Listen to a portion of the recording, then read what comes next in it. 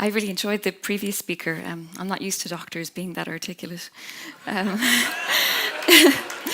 Um, in my medical experience, and this is not at all, I talk to writers and do public events all the time, and I never get nervous, but this is almost as terrifying as the time I once interviewed Martin Amis on stage, and I looked down in 3 rows, sitting down was PJ Harvey's, one of my favourite singers, and things were like a new level of horror after that. So this will be just marginally less scary than that. Both these pieces are heavily abridged because they're quite long, so I'll just... the Blue Hills and Chalk Bones is written about when I was a teenager and involves a trip to Lourdes and having wonky bones, and I'll tell you a bit more about it. It's written in title sections, and the first one's called The Bullet Catch. The body is an afterthought. We don't stop to think of how the heart is beating its steady rhythm or watch our metatarsals fan out with every step. Unless it's involved in pleasure or pain, we pay this moving mass of vessel, blood and bone no mind. The lungs inflate, muscles contract, and we've no reason to assume it won't keep on doing what it does. One day something changes, a corporeal blip. Age 13, the synovial fluid in my left hip began to evaporate like rain. The bones ground together, literally turning to dust. It happened quickly, an inverse magician's trick. Now you don't see it, now you do. Hospital stays were frequent, and I missed the first 3 months of school 4 years in a row. Doctors tried everything to solve the mystery. Firstly, by applying slings and springs, a jauntily named type of traction that sounded to me like a cheap clown duo. Then surgery, biopsies, and aspiration, which sounds hopeful, but yielded no results. The eventual diagnosis was arthritis, and doctors mentioned an operation called an arthritis, which even in the 1980s, they were reluctant to perform, especially on girls, the surgeon told my parents amid much throat clearing. Today, as an orthopedic fix, an arthritis is only performed on horses, so I imagine washed-up purebreds owned by rich Arabs dosed up on anti-inflammatories. The ball and socket of the hip are fused together using metal plates and screws. The bones solidify over 12 weeks in a hip spica plaster cast. It covered 2/3 of my body from chest bone to toe tips and took 2 people to turn me over. The cast was a jaundiced white, the layers of mesh weighing as much as an anchor. During 12 weeks of confinement, I learned, on the quiet, how to heave its sarcophagus heft out of bed whenever my parents went out. It held fast for 20 years, and 2 pregnancies, 16 months apart, were like a bomb going off in my bones. Rope lanes. Physiotherapy meant mandatory swimming, so for 3 months in winter, my mother drove me to a pool every day. We both got bored of the cold and the same blueness of me swimming lengths of front crawl and breaststroke over mosaic tiles. Days became weeks, and I propelled myself through lanes of lukewarm chlorine. My grandmother worked at a local pool and convinced her colleagues to let me swim there when it was closed. Alone in low lighting, it was eerie, all that blue and quiet, the water shadows on the ceiling. I scared myself by wondering what lay beneath. But each week I swam faster and got stronger. My body became an inverse. Strong arms, while the left leg refused to build muscle. It withered and is still thinner and shorter than the right. Hippocratic hope. I got used to my lack of symmetry but gained a new self-consciousness. I avoided catching sight of myself in shop windows, crossing a dance floor or a hall or any room bustling with happy, oblivious people. I slunk along the walls, taking the long way round. I entered rooms from the right to disguise the way I walked. When someone asked what had happened, I always said I'd fallen, because this shorthand was easier and quicker and less embarrassing than getting into the real story. And that's the nub of it. What I felt more than anything was overwhelming embarrassment. On one visit to the surgeon to check my spine for scoliosis, I was told to wear a swimsuit. I cried and he grew impatient, throwing a towel over my waist. There, is that better? It wasn't. I was young and humiliated, and the complicated roots of female bodily shame are sown early. The doctor-patient relationship has its own imbalances. I've never forgotten the sense of powerlessness in instruction. Lie down, bend forward, walk for me. I felt it counting backwards from 10 under the lights of an operating theatre.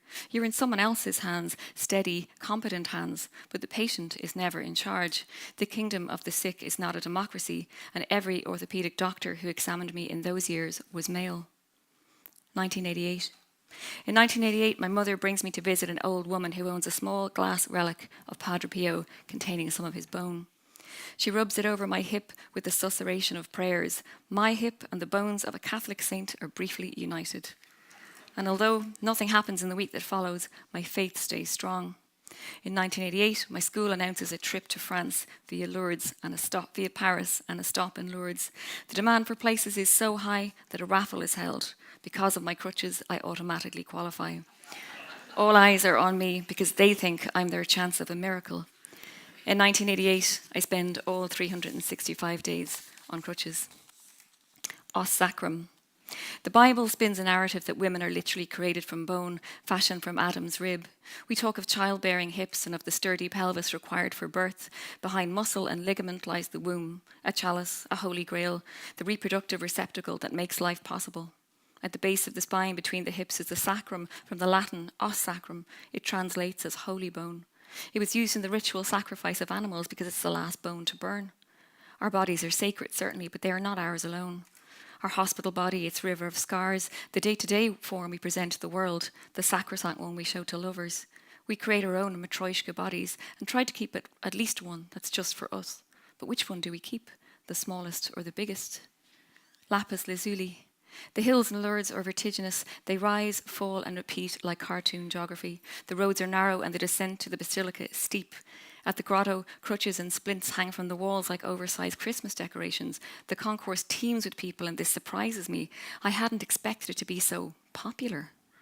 Outside, shops, relics in shades of sea and sky are heaped in buckets like mackerel.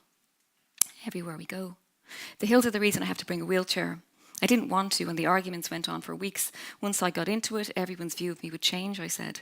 There would be pity, I said. My parents made a strong case, comfort, safety, the hypotenuse hills, and my father promised to load it onto the bus only when everyone was on board. Wheel spin. The hotel cafe sells café au lait for 3 francs, which we ask for in untried French. And then it happens. The driver lifts the wheelchair from the bus and I refuse to get into it. Missing the first 3 months in school has left me in a hinterland. Fast friendships have already formed and I was separate, an island away from my classmates. Now these boys and girls silently regard the chair, while I sunk into my own stubbornness.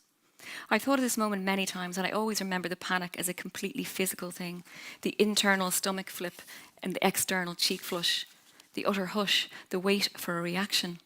The boys grabbed the chair and began to whiz up and down outside the hotel. They pulled wheelies, spun each other around, and then everyone wanted to go.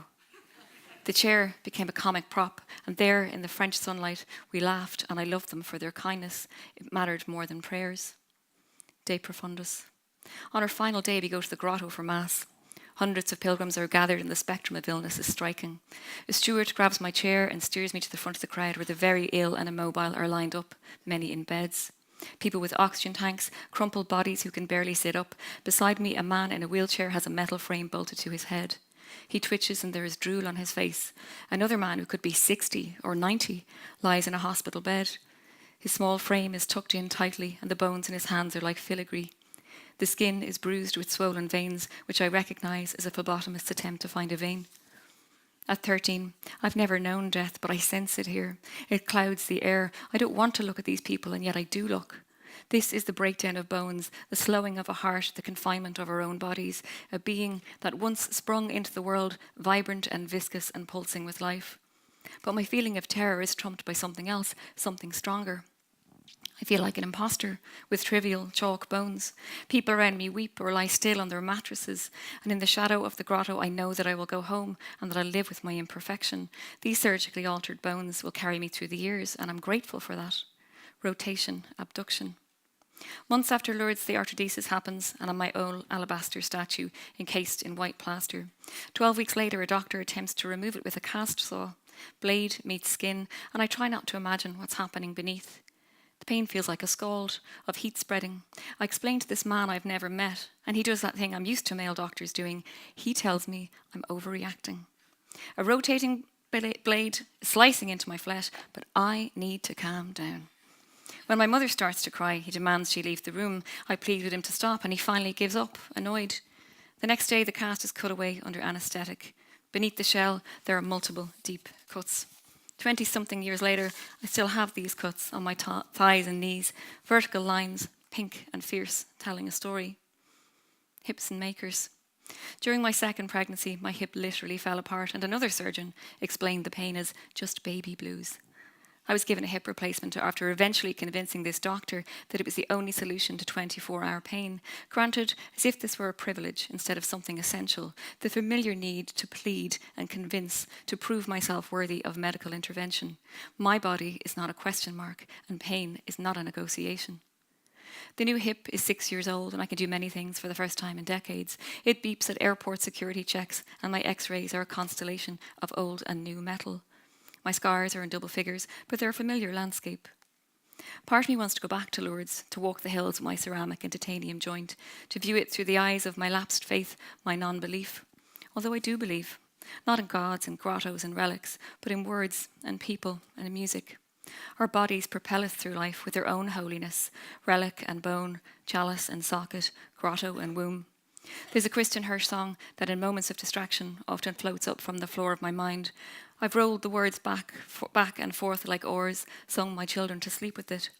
We have hips and makers, we have a good time. They keep me dancing, and finally it's all right. And it is all right. Without these complicated bones, I'd be someone else entirely. Another self, a different map.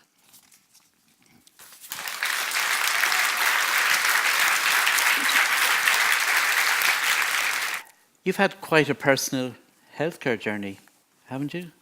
Tell us a bit more about that. And it started when I was very young, and I think it's very difficult to be a teenager and to be young and frightened and uncertain in life anyway. But I think when you get ill at that age, I think it hits you 10 times more than if you were an adult. It's very frightening. You don't know what's going on. You're also, because you're not an adult, you're very powerless. So people are telling you what to do. People are, poking you this way, telling you to go that way. My parents always came with me to doctor stuff, but there was a sense that your parents were talked to and you weren't spoken to as a patient, and that you weren't listened to. And again, with a lot of that orthopedic stuff, it's very painful, and it's very, there's a self-consciousness to be, you're being on crutches, people hear you before they see you coming, and there's no getting away from it. It's also, it's a visual cue for people, because, if you've got a stomach ache or a heart problem, people can't go, what happened? Whereas you do get that if you limp or you're on crutches, people immediately kind of want to know. It's a narrative starter, it's a conversation. So people ask you. So yeah, mine did start when I was quite young, and it was 13 to 17 was sort of very full on. The arthritis was kind of done twice, and a lot of surgery and doctors, and then carrying, again, there's a thing that happens to when I've had leukemia as well, and when you've been sick, you get better and then you process what's happened. And I think with the hip thing, it wasn't until my 20s, and I was, in college and out of college, where you started to think, I really don't like what happened here. But at the time you're trying to get better, so all your energy goes into getting better and being strong and doing your physio and not thinking emotionally. How are you? So it's almost like the story gets looked at again, and to link in with Jay, there's an element of, for you, of retelling it to yourself almost. Yeah, and I think, and a lot of people who've been ill tell me this as well, is that often, and we know that doctors are really busy, really under stress, really stressed, working long hours, and they just see an awful lot of people in the day. They can't sit down for a big chat with everybody. We all know and get that. But I do remember being, particularly when I was young, and in some cases with the leukemia, not my hematologist is brilliant in James's, he's really lovely. But people know when stopping for a moment to just go, how are you? As opposed to picking up your chart, not saying hello, not looking you in the eye when they speak to you. And I always, I have a horror of, there's a wonderful photographer called Jo Spence, who died a few years ago, who documented her own body and breast cancer. And she talks about, she has photographs of like the team of the 10 people in the white coats around the bed and not one person saying hello to you. Just that idea of common civility, I suppose. And when you're very young, you feel very afraid of those people coming at you en masse, because they're going to hurt you and poke you and move you ways that are going to hurt to find out what's wrong with you, Right. I love the phrase, and you had the grinding to dust of your left hip, and the synovial fluid in your hip began to evaporate like rain. And all of your writing has this going through it, the ready interchange between the anatomical and the lyrical. Do you want to tell us a bit more about that aspect of your writing? Well, I guess I'm always really interested in medical words, and there's hundreds of words that we just don't know about, and they aren't common parlance, and people don't know what they are. But whenever I was in hospital, I've always been, it was maybe no wonder I turned out to be a journalist. I was always really nosy and asking questions. What does that mean? What's that word? And particularly I remember seeing a guy in hematology, who's a great called Barry White, and I just couldn't help think of the singer every time he came around. You and the rest of us. Yeah. And he was saying, he was talking to me about words and stuff, and we ended up having a conversation. He's like, "Are you a doctor?" And I said, "No, I'm just really curious about all this stuff and really interested in actual the language of it, because there is a rhythm and there is a sort of musicality to medical language, I think, that people ignore. They often think it's big words that doctors scroll in, handwriting we can't read. But I think there's something in it that I'm really drawn to. It wouldn't make sense. And I think you euthanize words if you make them into, if you don't use proper terms, you don't use anatomical terms, and, you're not going to go around talking about your septum all the time, or you're this or you're that. But I love those words. I find them really interesting. See, it's very interesting. I suspect most of the doctors here and the other healthcare professionals would be used to the words used in a very sort of scientific context. Sure. But what I absolutely love about reading your stories is just that such an easy. You make them. You almost demedicalize them and they just flow. To me, they flow so much more in your. Thank God. Okay. Enough said, says you. That story about, there's a fair bit in your writing about the male doctors, at which point maybe I should say that we couldn't get one for everyone in the audience, but there's a few spare X chromosomes available on the way out. But I think it's funny, I had a fall a couple of years ago and I had to go in an ambulance and went to James's and they were afraid that the ceramic thing had exploded, and because some of my bone is already, I don't have all the kind of usual amount of bone to play with, so it'd be very tricky to replace again. And thankfully it wasn't that, but that time that I was in, I did see three young, it was an SHO, there was three women, and it was shocking to me because I'd never ever come across an orthopedic woman ever. It was always men. Yeah. Well, and a man said to me, yeah, it's because it's the butchery and carpentry of medicine. I was like, that's not very nice. But I wondered why that was. I mean, I guess it's a very physical kind of surgery in some ways. Is there a female orthopod in the audience?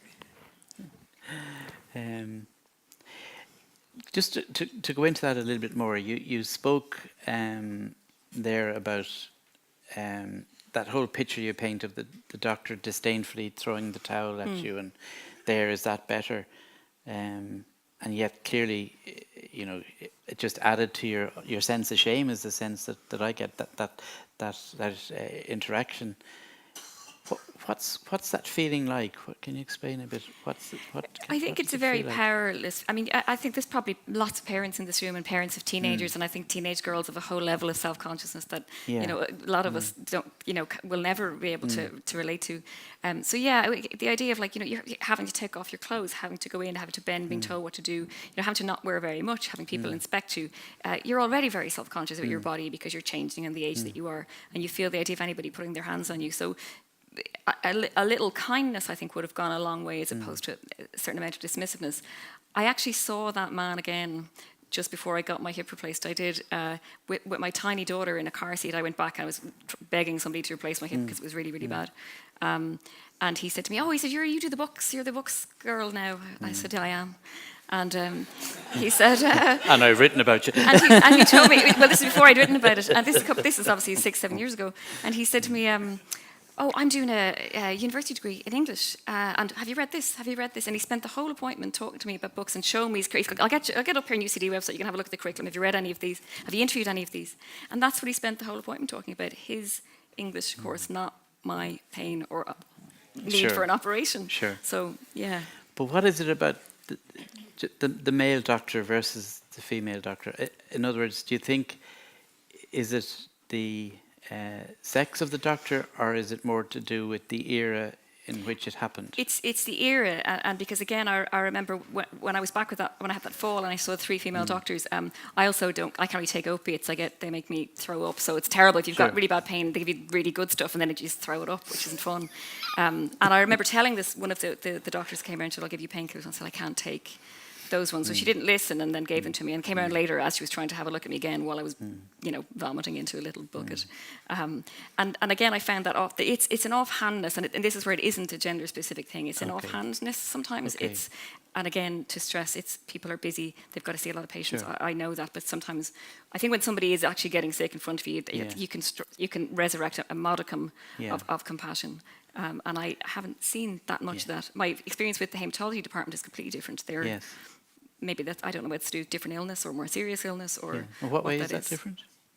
And you're listened to. You're listened to, and I guess because I had a lot of contact with the hospitals, you do build up a relationship as opposed to like a random person doing a thing on the wards. But I don't think that's an excuse. I think when it's very easy to say, in the same way that it's easy to hold a door open for someone, it's easy to say hello, it's easy to say thank you. It's a couple of syllables, it doesn't take up a lot of your energy. So I don't buy that as an excuse for just not engaging. Even eye contact, even if you're, it's just that level of a little bit of personalising something. I wrote something years ago where I said that in the medical system in Ireland, there's grades for how you get the Leaving Cert, and I said 7A1s doesn't make you a doctor.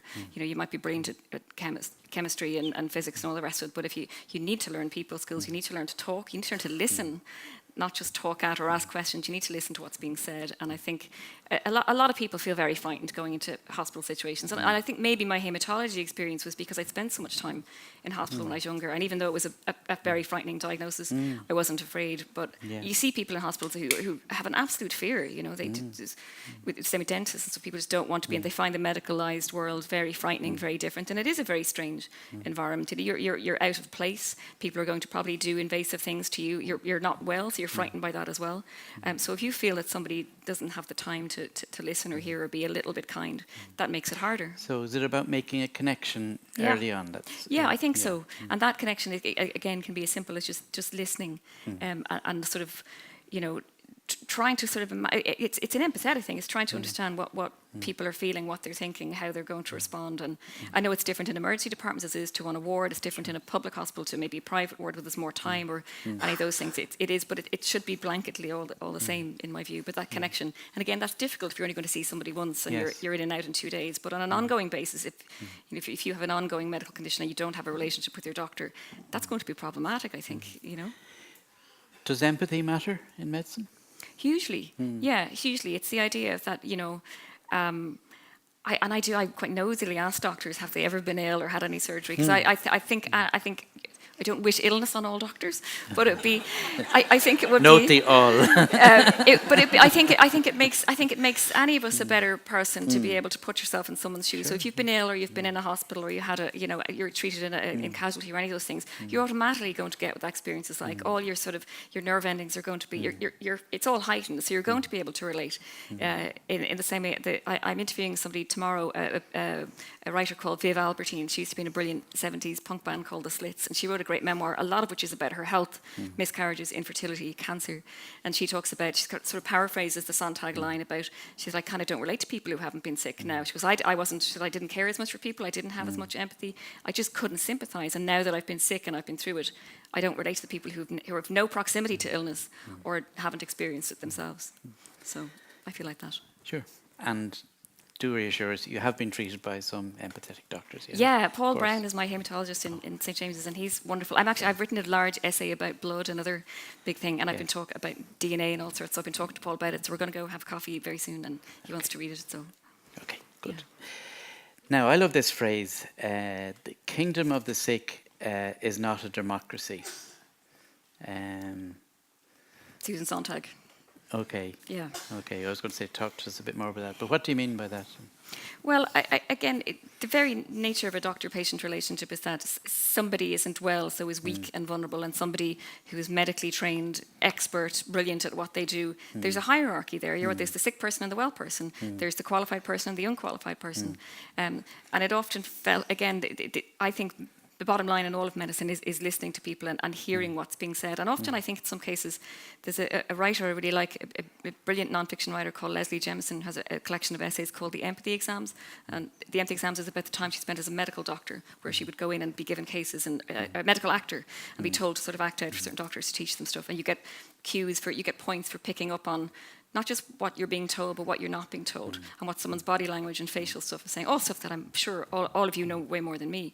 But it's just that idea of it's a holistic thing. It's not, if someone is being monosyllabic with you, you maybe need to probe a bit further as to why they're being like that. So yeah, it is very much about.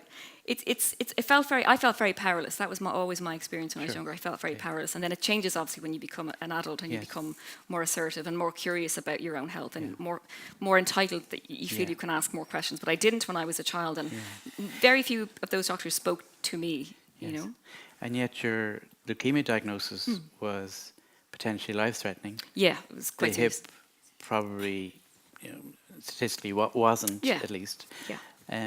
And yet you've had a more positive. Yeah. It's interesting, isn't it?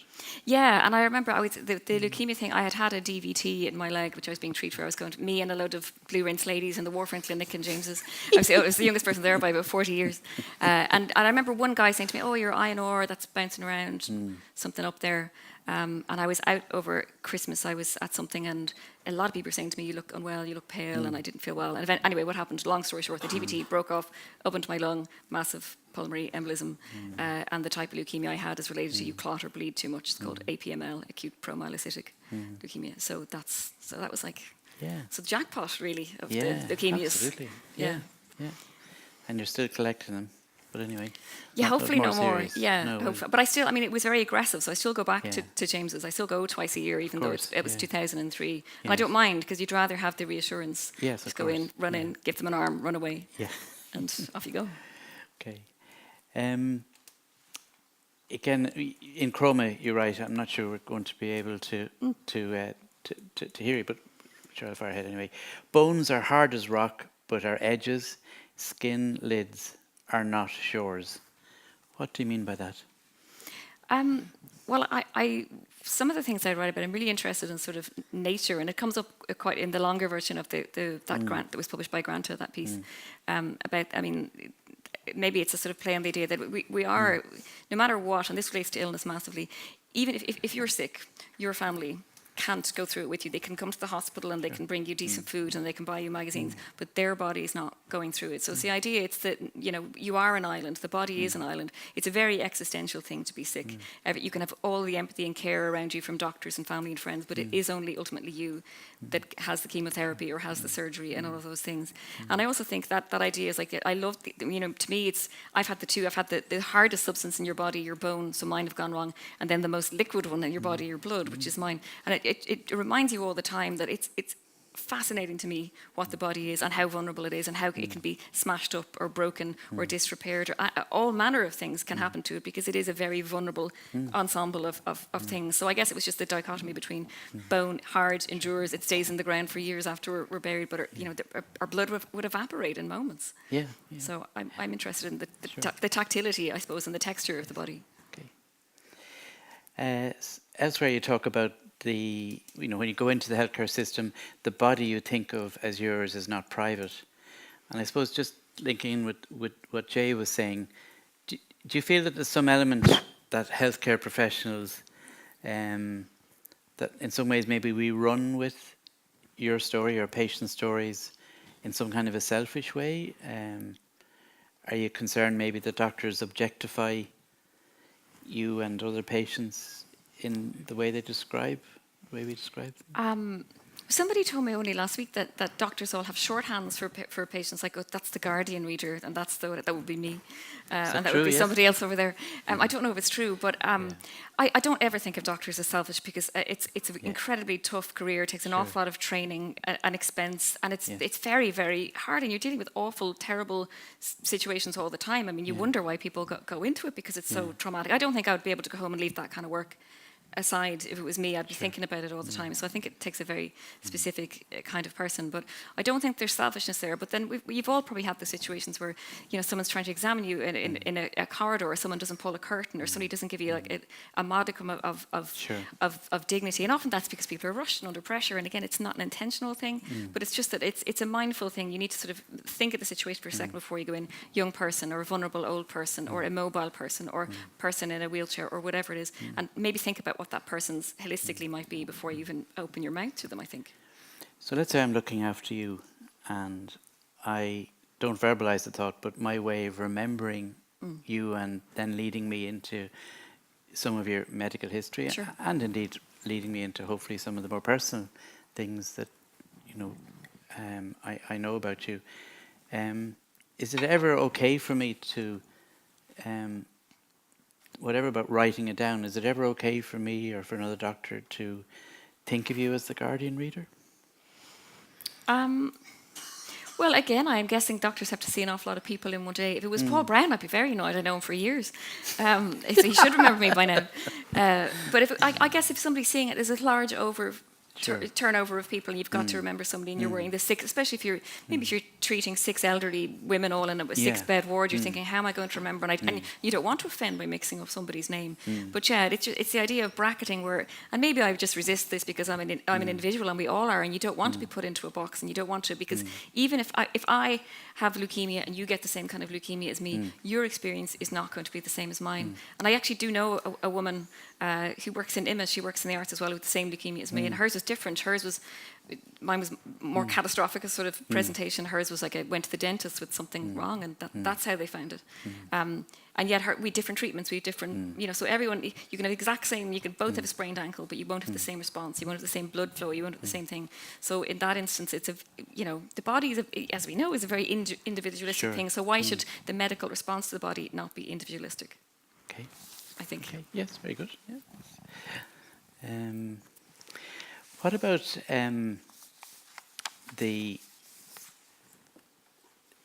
I suppose, in the pieces that we've heard, you talk about some of the negative experiences, but you've had some really positive ones in St. James's. So, can we hear a few more positives? Yeah, but I mean, lots of people I know have had a positive experience, and my mum's had cancer twice, has been treated in James's as well, and has she gets Christmas cards from her doctors, and she sends them presents when they have babies and stuff. So there's loads of it. But I absolutely do feel that it's a generational thing. I think a lot of my experience with younger doctors as well have been really curious. And again, there's a couple of people up in hematology who will always kind of go, recommend me a good book, or what's going on in the arts, or what album should I listen to? So who want to have a chat with you and do want to sort of talk to you while going about their very, hectic daily business. But yeah, I've had a lot of it's about, I mean, no one wants to dislike a doctor because this is a person who wants to help you. Yes. But you feel a bit, you feel it's like an allergy to it when you get a sense that somebody isn't listening to you, or doesn't care, or is staring over your shoulder, or looking at their watch, or not. And if it's only a couple of minutes, I think you have to be a doctor should be fully present and engaged with your interaction, even if it's only for a minute. And I know that might have 48 of those minutes, seeing 48 patients that day. But for that minute, that's all someone asks, is that you look them in the eye, that you maybe have a quick look at the chart and use their name. You don't use their name, even just a smile. Hello, how are you? Yeah. That's all it is. It's as simple as that. But yeah, I've met a lot of wonderful people up in I love that hematology ward. They're great. They're really good. Well, it saved my life as well. But they're all really. But you actually have crack there, you do. Yeah, I do. Yeah, I mean, I talk to them all, and they remember stuff, and some of them, tell me they listen to the show, and again, the other thing is that we talk a lot about doctors, but loads of the brilliant people on a day-to-day basis up there who did save my life were nurses, were people who were clinical managers, the people who actually come in and I had a Hickman, a 3-line Hickman thing, people who do that stuff, people who give you all of your drugs, people who give your chemo push, all of that stuff. Yes. So day to day, well, the doctors are brilliant. They're the people who often get the recognition. It's the people on the ground who you're seeing every single day, who are working 8, 10, 12-hour shifts, who do know your name, and you do build up a relationship with those people. I used to put on gigs years ago, and there's a girl called Cleana who used to treat me in James's, and we brought this DJ over. And she came out with us one night. I was let out for like a weekend, and I was like, I'm going to that gig. And she came along with us. So, yeah, so you do. Yeah. You do. Okay, very good. How are we doing? Yeah, we're okay. You and I spoke,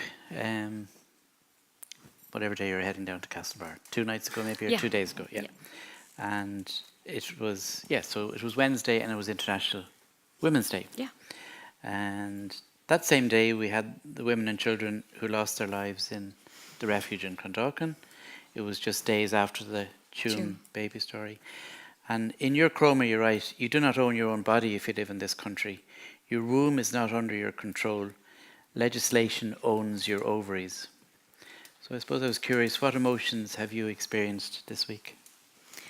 Absolute horror, and I can't stop. Everybody I meet is talking about it, of all ages, men, women. Everyone's just saying, "Have you seen? Have you seen?" And I'm listening to the news about it, and my children are asking me about it. And you're thinking, how do you even get into what's gone on here. And then I heard the most, apart from all the personal testimonies, which are horrific, I heard a man say that he reckons the number might be as high as 8,000 because Tuam is only the 5th biggest of the mother and baby homes. But again, this goes back, and it relates, my experience was obviously not the horror that these women experienced. This some stuff in my family. I think a lot of people know people who went to those homes or had children taken off them. It's to do with that idea of shame, of controlling women, of telling women what to do with their bodies. It takes 2 people to make a pregnancy, but it takes only one person gets punished. And that goes from taking babies away from women in the 40s and 50s and right up to the 80s, or telling women that they can't have proper legal medical access to abortion, even if it's going to be life-changing, if there's a fatal fetal abnormality. I mean, in my opinion, if somebody wants or needs an abortion, they should have one, in my view. And I don't understand how we've been allowed to sort of, even the Citizens' Assembly, I think, is to me something of a stalling tactic. I don't know, I'm sure there's probably very varying views in this room from medical practitioners, but it's just my own personal view, and I think it's an extension of how we have disregarded, disrespected, controlled and confined women over the years. And this is another kind of confinement, telling you that you can't, there's stories in the papers every week about men beating up their girlfriends and not going to jail, but if you have an abortion in this country, you can go to jail for 14 years. So, that's a massive problem, massive imbalance. And you said something interesting to me on the phone, and that was that you felt for doctors trying to treat patients, women, within that sort of almost a kind of a tightrope of the legal. It must be horrifying. It must be horrifying. Yeah, what talk a bit more. Well, I mean, imagine that you are a doctor, and there's a group called Doctors for Choice who spoke at the Citizens' Assembly. And I mean, if you're a doctor and somebody comes into you and it's clearly in their best interest for whatever medical, anatomical, socio-economic reason, whatever it is, and somebody really needs one, and you can do nothing about it because you could get sent to jail as well. And I remember having a conversation with Paul in the course of my treatment. The drug that saved my life was a drug called Atra, and it only works on my kind of leukemia, but it's highly toxic, and every part of the box says this will cause fatal, this will cause massive abnormality if you think there's anything. And I had a conversation with Paul. He said, well, we would have a conversation if we were in that situation. I said, well, what would the conversation be? And he said, well, we'll have a conversation. And the thing is, he was probably saying to me, there's nothing I could probably do legally. There's nothing I can, even though I know that we would be on the same page, his hands would be tied. Sure, yeah. And that doesn't make any sense to me. If everyone in the situation, the doctor and the patient, are in agreement, why shouldn't that be the case? Why shouldn't that be allowed, Are you okay for a couple of questions from the audience? Absolutely. Yeah. Okay, can someone catch my eye? Come on, guys. I know there's a question up there. There's 2 people there. Yeah, fire ahead. Thanks, Kerry. Oh, okay. Thank you. Obviously, you're an excellent writer. Thank you. But did you find a lot of solace, particularly whenever you were a teenager, in your writing? Do you know, I didn't write that much, apart from everybody, the bad teenage poetry that I think about probably 90% of people in this room probably did the same thing, that I wouldn't show to anyone, lots of stuff about death and black and all that. But no, I didn't write then. And I think, and I've said this a couple of times, I only wrote this piece a couple of years ago for Granta, and I think it's taken me that long to write it because it's been on my mind. And I did have a couple of attempts at it, and it just wasn't right, or I got a bit afraid of it and I sort of left it. So it took me a long time, and then there's nothing like a deadline and a really nice a literary magazine that I really admire asking me for something. So I couldn't get out of it. And then when I was in it, I kind of went, oh no, there's no backing it now. But yeah, and it's funny, the range of responses are, there's obviously a lot more about religion and the church in the longer piece, but it's from people who have lost their faith, people who are religious, people who've gone on pilgrimages, people who've been sick, people who've been sick when they were younger, people with orthopedic problems, people with hip problems, people with limps, people who've been on crutches. So I had a whole, lots of people identified to different sections of it, but a lot of people who've been sick.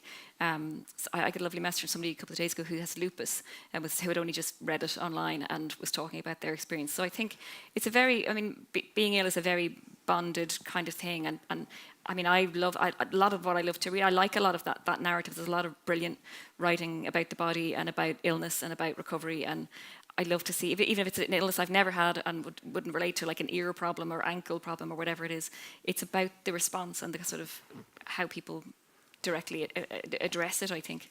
I like a lot of that kind of work. But thank you. Okay. Anyone else? You put up your hand there, I think. Yeah. Yeah, Hi. fire ahead. Paddy. Amazing insights, but I'd just like to hear your perspective on the fact that we're learning about empathy as physicians from the perspective of a story from a patient, but that this isn't an ingrained feature of our medical training. Yeah, I find that fascinating. I do think that, and I don't know, I do think empathy is teachable, and I do think it's, I mean, I'm sure maybe there are doctors who will go, I don't want to waste 3 months when I could be learning about kidneys or lungs instead of learning about empathy, but I think it should be hardwired and an intrinsic part of any medical teaching is teaching people, which is what the Leslie Jemison medical acting thing I think is about, but that's more about recognising, solving the puzzle, which is what I think a lot of doctors are attempting to do, solve the puzzle, get the diagnosis, we're done, as opposed to figuring out what's wrong. But I find it fascinating that it isn't taught to people, that they're not, someone doesn't stand and go, right, you need to listen, this is how you learn, this is how you hear, this is how you learn to be kind, this is how, even if you're shy, and I think sometimes often, there are people in the medical world I've met who are clearly very shy and not people who are comfortable sitting down for a chat with you, and that must be very difficult for them as well, but learning a couple of key interactive experiences that will just set someone's mind at rest or make them visibly exhale, going, okay, right, this guy gets me, or this woman gets me. That's what I think is. But yeah, I think you can teach it, and I think it should be taught. Okay, there's someone, Megan, you have somebody there. Sorry, I can't quite see. Far ahead, yeah. Sorry. Hi. I'm not sure if you've heard about a hashtag that's floating around Twitter. Hello, my name is. I haven't. And it's about, I think you'd really enjoy reading about some of the experiences there, and some of the doctors in the audience would know about this already, and it's about a geriatrician in the UK that herself became a patient and died about 4 months ago. Oh.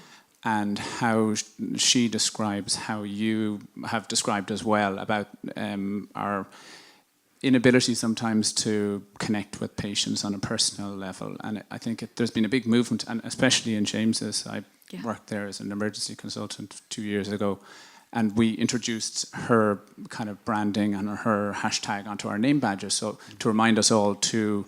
That's a great idea. To do that, to connect with patients. Now, I think it's an evolving thing, and as Paddy mentioned, we're not taught about it. It is evolving, and we're learning more and more about it, and I think your narrative and your stories make us realise how much more we need to know about it, and just be normal, be like the person you'd like us to talk to. What you said there is really interesting, and also really important, that even just introducing yourself, even just going, hi, I'm Doctor, or hi, I'm John, or hi, whatever, but it's just the idea of somebody often just walking up to you and peeling back the blankets and poking at you, and without even saying, without introduction or a hi, or that's happened to me so many times. And it's about levelling the hierarchy. There should be no hierarchy. I should use my first name. I should never introduce myself as Dr. So-and-so.